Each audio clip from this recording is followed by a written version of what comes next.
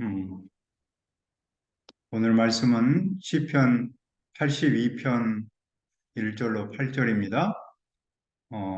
1절 한번 우리 다시 한번 읽어봅시다. 하나님은 신들의 모임 가운데 서시며 하나님은 그들 가운데서 재판하시느니라. 말씀의 제목을 신들을 재판하시는 하나님으로 했습니다. 인류 역사에서 사람은 언제나 공의로운 세상을 꿈꾸었고 지금도 꿈꾸고 있습니다.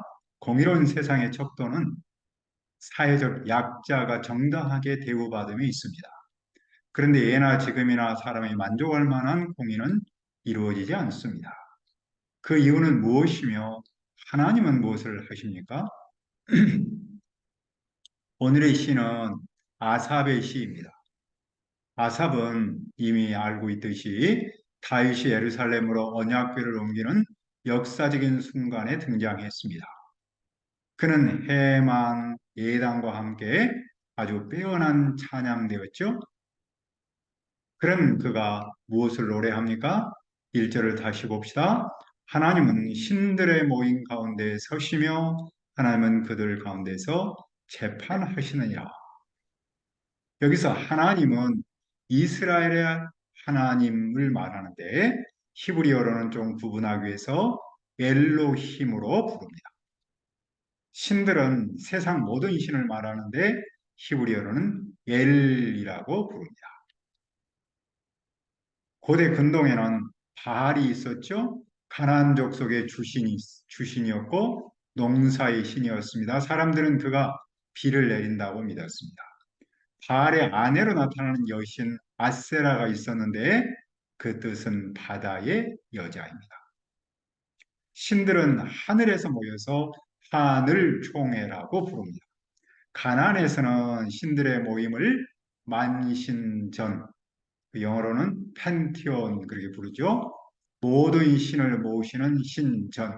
그래서 한자말로 만신전, 영어로는 이제 펜티온 그렇게 말하잖아요. 그곳에서 신들의 모임을 했습니다. 그런데 이스라엘의 하나님, 즉 엘로힘이 가나안의 신 엘의 법정에 서십니다. 엘로힘이 하늘에 서서 엘을 재판하십니다. 당시 재판장은 재판을 서서 했습니다. 하나님은 다른 신들을 심판하시는 분입니다. 그러면 다른 신들의 문제가 무엇이었습니까? 2절입니다. 너희가 불공평한 판단을 하며 악인의 낫보기를 언제까지 하려느냐 셀라. 다른 신들의 문제는 재판을 불공평하게 한 데 있었습니다.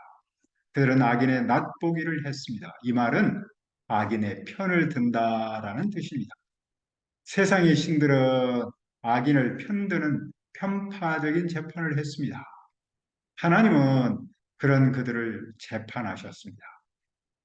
그들은 어떻게 합니까? 그들은 가난한 사람과 고아를 변호해주고 가련한 사람과 궁핍한 사람에게 공의를 베풀어야 합니다.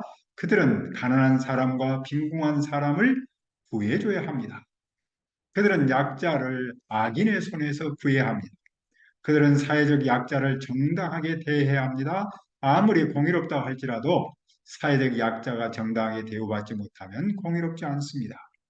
그런데 세상 신들은 사회적 약자 편에 서지 않고 오히려 사회적 악인 편에 섰습니다.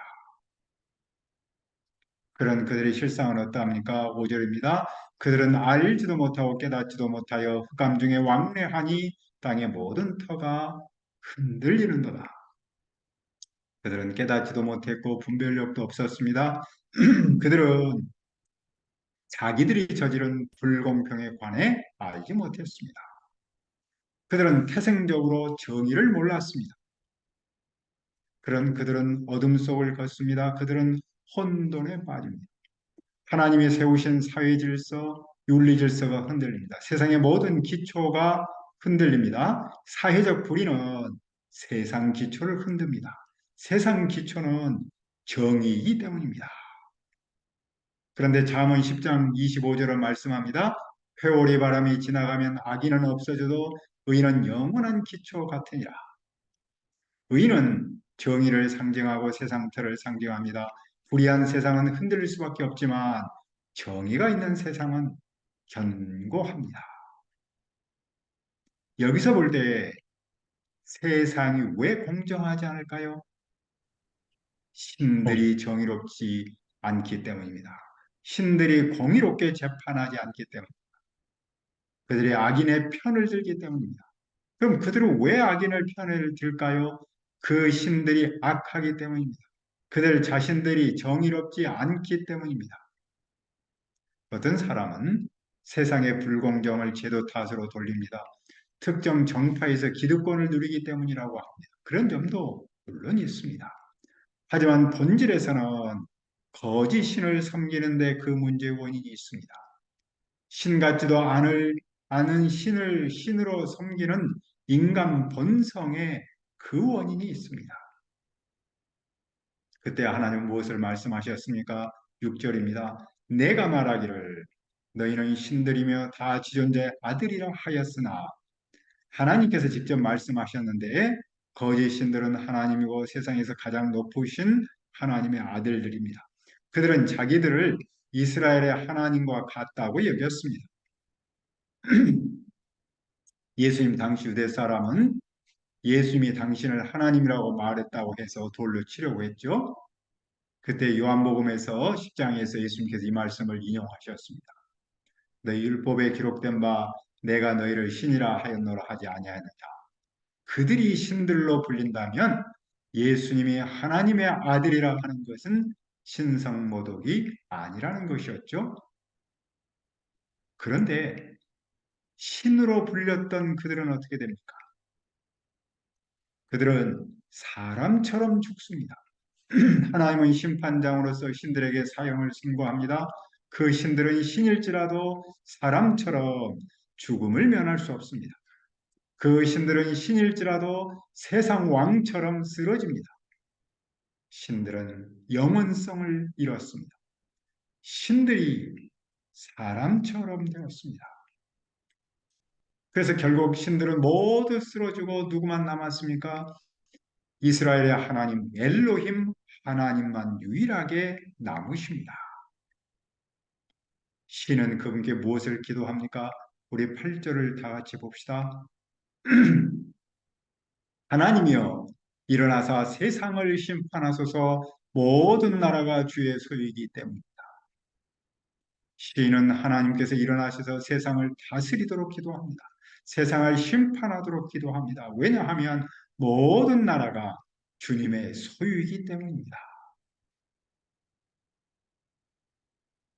신들을 재판하신 하나님 누구십니까? 하나님 모든 신 중에서 신입니다. 다시 말하면 세상에 다른 신은 없습니다. 신처럼 말하고 군림하는 것처럼 보일지라도 그것들은 신이 아닙니다. 오직 신은 여호와의 하나님뿐입니다. 그런데도 오늘의 세상에도 여전히 거짓 신들이 있죠. 어떤 사람은 실제로 눈에 보이는 뭔가를 만들어 섬깁니다. 어떤 사람은 눈에 보이는 뭔가를 만들지는 않을지라도 마음에서 뭔가를 만들어 섬깁니다.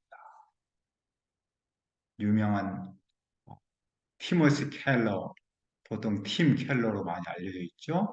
그 양반이 쓴 영어로는 카운터피트 가스, 가짜 신들이라는 책이 있습니다. 우리말로는 거짓 신들의 세상 그렇게 번역했는데 부제에 보면은 The empty promises of money, sex and power and the holy hope that matters. 그러니까 가짜 신들인데 돈, 섹스, 권력에 대한 공허한 약속 그리고 중요한 유일한 희망 이런 책을 썼습니다.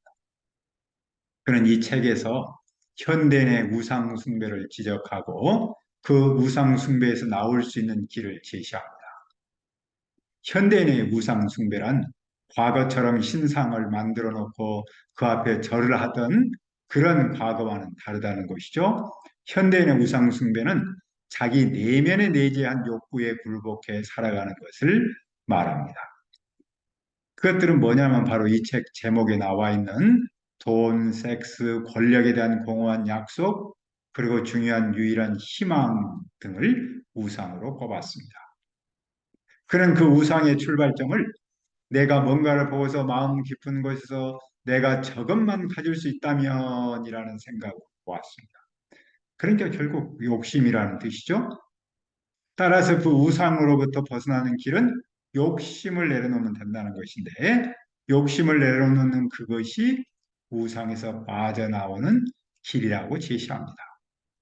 그러면서 아브라함을 하나의 모델로 제시합니다. 아브라함이 자신의 우상이 될 수도 있었던 그것을 우상으로 만들지 않고 내려놓았던 하나의 사건을 소개하는데, 그것은 우리가 잘 알고 있는 바로 이삭과 연결되겠죠. 아브라함에 있어서 우상이 될 수 있었던 존재는 그의 아들 이삭이었죠. 그런데 그 이유는 아브라함이 이삭을 너무나 사랑했다기보다는 아브라함의 희망, 가족의 희망이 바로 이삭이었기 때문이라고 말합니다. 이삭이 아브라함과 그 가족에게 뭔가를 줄 수 있을 것으로 기대했다는 겁니다. 하지만 아브라함은 이삭이 아닌 하나님께 희망을 품었습니다. 그랬을 때 그 우상 숭배에서 빠져나올 수 있었다는 것이죠. 오늘의 세상에도 여전히 거짓 신들은 있습니다. 그리고 많은 사람이 그 거짓 신을 신으로 섬깁니다. 그들이 뭔가를 줄 것처럼 생각하기 때문에. 그러나 그들은 본성적으로 악합니다. 그들은 본성적으로 악인의 편에 섭니다. 그래서 세상은 여전히 공의롭지 않습니다. 그러므로 우리는 무엇을 해야 합니까? 눈에 보이는 거짓 신이든지 마음에 품고 있는 거짓 신이든지 그것은 결코 우리에게 희망을 주지 않는다는 사실을 알아야 합니다. 거짓 신을 섬기는 한 이 세상에는 절대로 공의가 없습니다. 그 사람의 마음에 공의가 없기 때문입니다. 공의는 어디에서 옵니까? 신들을 재판하시는 하나님한테서 옵니다. 따라서 우리는 하나님께 희망을 품고 그분의 말씀을 들어야 합니다. 신들을 재판하시는 그 하나님만을 섬겨야 합니다.